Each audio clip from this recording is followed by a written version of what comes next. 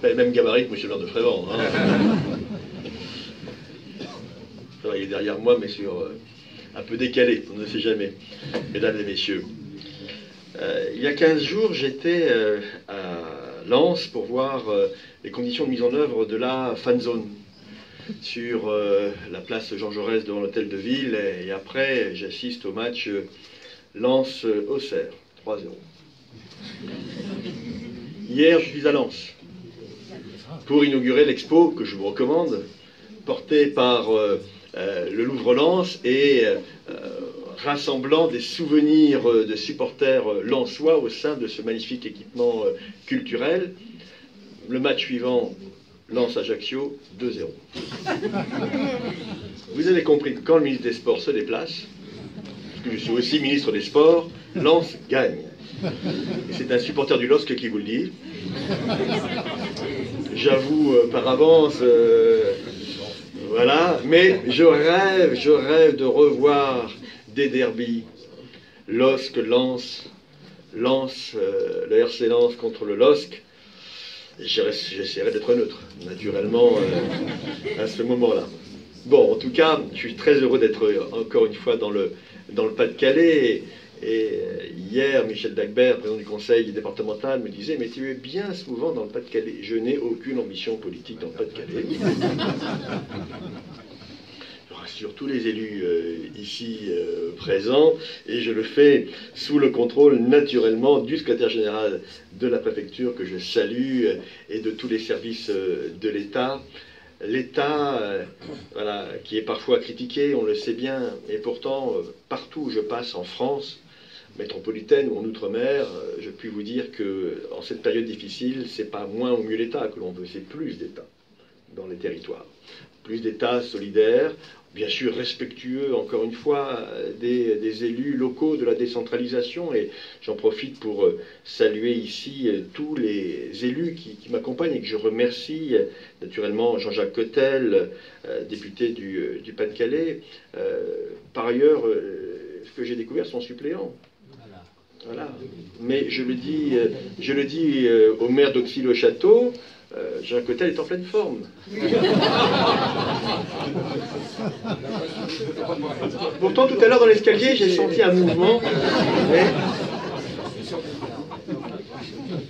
Voilà, donc il y a encore un an à attendre. En tout cas, voilà. Entre nordistes et, on peut se dire quelques plaisanteries, quand même, nordistes au sens large du terme, naturellement. Donc, cher Jean-Jacques, merci pour ta présence ici parmi nous. Je salue Jean-Claude Leroy, sénateur du Pas-de-Calais. Nous croisons régulièrement l'un et l'autre sur d'autres territoires plus parisiens. Naturellement, merci aux parlementaires d'être là, aux députés suppléants d'être ici avec nous pour Daniel Fasquelle. Je salue à nouveau le vice-président de la région, monsieur le maire de Frévent. Merci pour votre écoute. Merci aussi d'assurer cette continuité républicaine. Voilà, c'est Daniel Percheron et son équipe qui avaient décidé la mise en œuvre de cet outil, le financement, et c'est bien de le continuer comme cela. Et voilà, nous savons dans quelles conditions cette élection a eu lieu, et il ne faut pas désespérer. Désespérer nos concitoyens du Nord, du Pas-de-Calais, de la Somme, de l'Aisne et de l'Oise, naturellement les Hauts-de-France, expression à laquelle il va falloir nous habituer. Je peux vous dire quand même que quand je me déplace en France, plus basse, les Hauts-de-France, bon, mais on va s'y habituer naturellement. Quand je leur dis que le point culminant des Hauts-de-France, c'est en général la hauteur d'un terri, ils sont un peu étonnés quand même, hein, surtout qu'ils n'ont jamais vu de terri de leur vie, hein, bien souvent. Bon, du haut de Ch'terri, on sait ce qu'il faut dire. Donc, salut aussi, bien sûr, la vice-présidente du conseil départemental, en présentant ici Michel Dagbert, chère Blandine. Nous étions croisés, je crois, à Étaples, voilà, vous voyez que je fais tout Pas-de-Calais, là, hein, je n'ai pas encore terminé, naturellement, je suis très heureux de continuer en ce sens. Saluer le président, maire d'Auxy-le-Château, cher Henri, de la Défi, qui vraiment a donné du sens à son engagement par cette présidence. Au passage, le directeur, M. Dehaene, ici présent, qui fait un travail formidable. Et je crois, monsieur le maire, cher Maurice Louvre, que vous avez là un outil formidable. Je le dis aussi, un outil formidable avec un projet politique, au meilleur sens du terme, qui est tout à fait remarquable. Et j'ai passé vraiment un excellent moment. Un excellent moment, et je parle sous le témoignage de ceux qui sont ici à mes côtés, avec ces jeunes qui sont dans la salle, ils se reconnaîtront, jeunes et parfois moins jeunes, mais globalement une jeunesse engagée, une jeunesse qui sait que quand on lui tend la main, elle est capable de la prendre pour pouvoir trouver sa place dans la société. Et j'ai souvent l'habitude de dire qu'on mesure le degré de civilisation d'une société à la place qu'on laisse à sa jeunesse. Et aujourd'hui plus que jamais. Cette phrase-là, on l'utilisait souvent à une autre époque pour les personnes âgées, qui ont bien sûr aussi toute leur place dans la société, mais on a fait beaucoup d'efforts, et il faut continuer bien sûr à faire des efforts vers nos aînés, et nous savons qu'il y aura de plus en plus d'aînés dans notre pays, mais nous avons cette chance aussi démographique d'avoir 800 000 jeunes qui naissent par an, 800 000 enfants. C'est une chance, c'est aussi un défi, j'y reviendrai, et il faut que cette chance qui aujourd'hui est un défi, et qui deviendra vraiment un avantage majeur pour notre pays dans les 10-15 ans qui viennent par rapport à nos amis allemands, qui perdent de la population tous les ans. Et un jeune qui rentre sur le marché du travail en Allemagne, eh bien il est quasiment sûr de trouver du boulot, parce qu'on va le chercher, on va le chercher. En France, eh bien le différentiel entre les jeunes qui rentrent sur le marché du travail et ceux qui partent en retraite, c'est 200 000 en plus. Et donc, vous voyez la croissance qu'il nous faut, les dispositifs qu'il nous faut pour pouvoir leur faire cette place absolument indispensable. Mesdames et messieurs, une partie de la jeunesse française est inquiète. Parfois même en colère. Il faut savoir le reconnaître. Et pour le ministre de la Jeunesse que je suis, issu d'un gouvernement qui a fait de la jeunesse sa priorité, c'est nécessairement un sujet de préoccupation. Alors je pourrais vous dire, oui, il y a quelques milliers de jeunes sur telle ou telle place qui passent des nuits debout. Il y a certains jeunes qui défilent contre telle ou telle loi, et que cela ne fait que quelques milliers ou dizaines de milliers par rapport à 8 millions de jeunes de moins de 25 ans. Bien, si je vous disais ça, je ne serais pas dans mon rôle, parce qu'il faut écouter aussi ces jeunes. Il faut écouter ces jeunes parce qu'ils expriment ce doute, cette inquiétude. Ils expriment aussi le doute et l'inquiétude de leurs parents. Ils expriment aussi le doute et l'inquiétude dans notre capacité à nous, tous élus, toutes sensibilités confondues, à leur apporter des réponses cohérentes et des réponses qui leur permettent de bâtir leur avenir. Eh bien, cette jeunesse, elle est diverse, mais si on parle souvent de la jeunesse, c'est parce qu'elle a des aspirations communes. Et elles sont simples, les aspirations communes. Avoir un emploi, se former et avoir un emploi, avoir un logement, donner du sens à sa vie avec ce fil rouge, celui de l'autonomie, et une préoccupation permanente qui est de dire « mais je ne veux pas, parce que j'ai moins de 25 ans, avoir moins de droits que les autres ». Pas de discrimination liée à l'âge. Et c'est tout le sens de la rencontre que nous avons eue lundi matin avec le Premier ministre et les organisations de jeunesse, en présence aussi de Mme El Khomri et de Nachat Vallaud-Belkacem.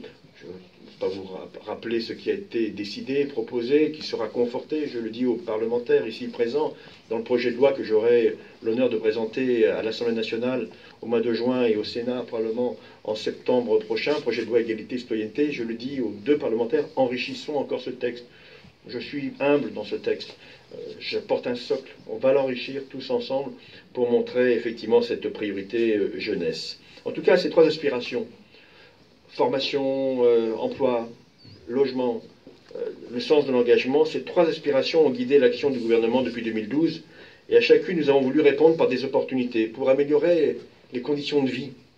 La prime d'activité, 140, 150, parfois plus euros par mois quand on touche le SMIC, c'est un vrai coup de pouce. 400 000 jeunes de moins de 25 ans ont déjà obtenu la prime d'activité. Il y en aura 1 million d'ici 6 mois, tellement ce dispositif fonctionne. Avant, rappelez-vous ce qu'il y avait pour les jeunes. Le RSA activité. 7 000 jeunes avaient le RSA activité. Aujourd'hui, après 3 mois de création du dispositif, il y a 400 000 jeunes.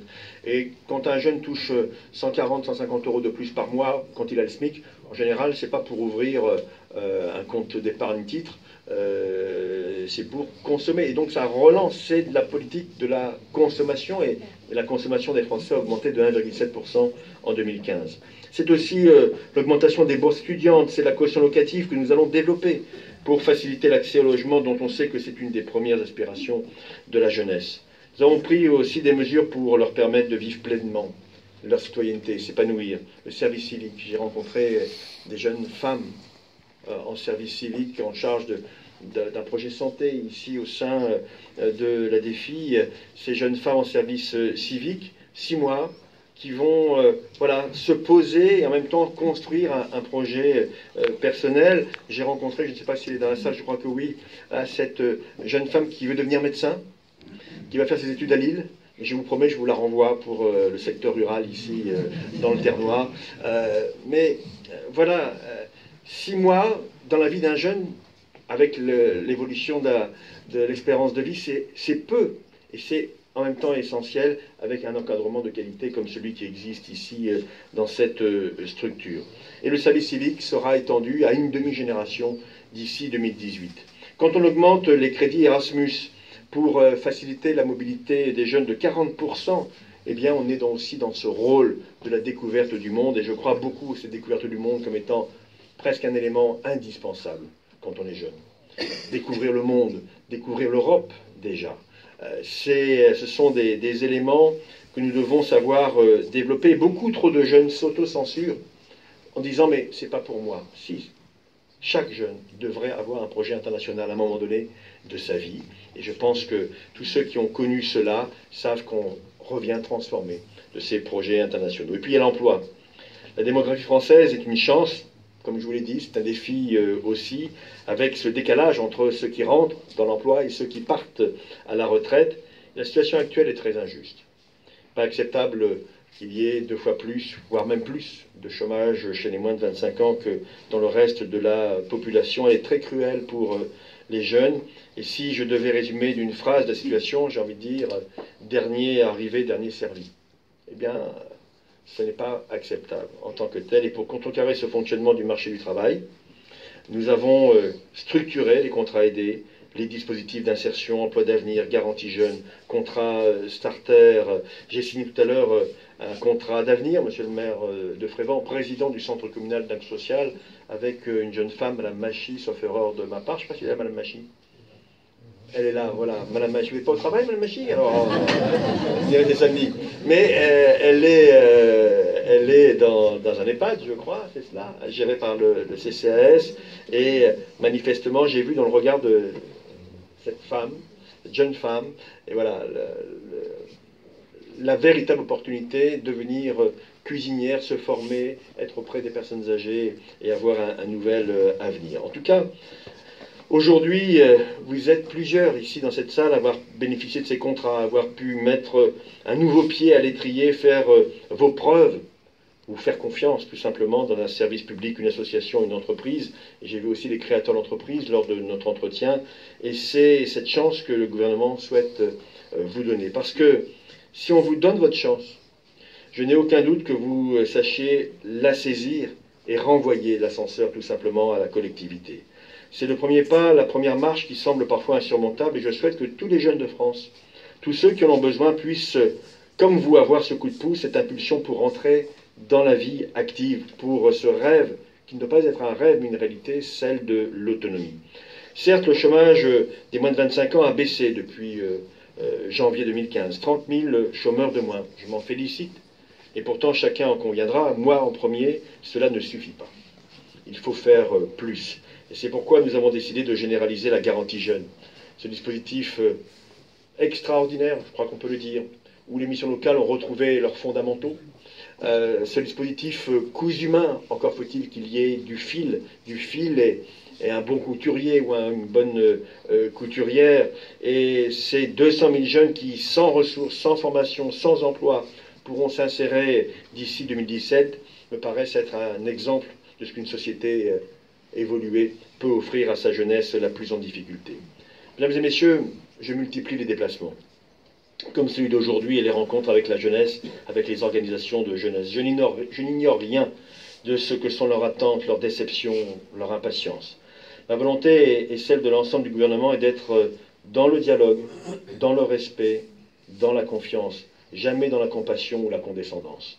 Braquer et brusquer la jeunesse n'est ni notre volonté ni notre intérêt. Nous avons la conviction que le statu quo n'est pas non plus possible et que ce n'est pas à leur avantage quand on sait qu'aujourd'hui que 90% des jeunes rentrent dans la vie active en CDD ou en intérim. C'est ça la réalité aujourd'hui du monde du travail. Et pour cela, je compte associer étroitement la jeunesse aux décisions qui les concernent, en particulier dans le cadre du projet de loi Égalité et Citoyenneté.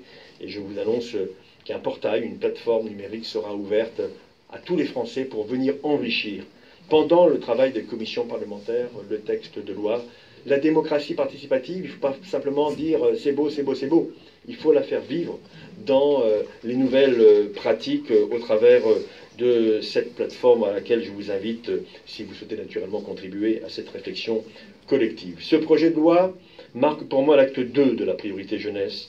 Il comportera une série de mesures majeures pour les jeunes, pour leur accès aux droits, pour leur accès à la santé, pour leur insertion, pour leur citoyenneté. Cette consultation numérique doit être pour vous vraiment l'occasion d'enrichir ces principes, si bien sûr vous les partagez avec nous. Et puis même si vous ne les partagez pas, c'est aussi l'occasion de dire que vous n'êtes pas d'accord avec telle ou telle initiative qui pourrait être prise.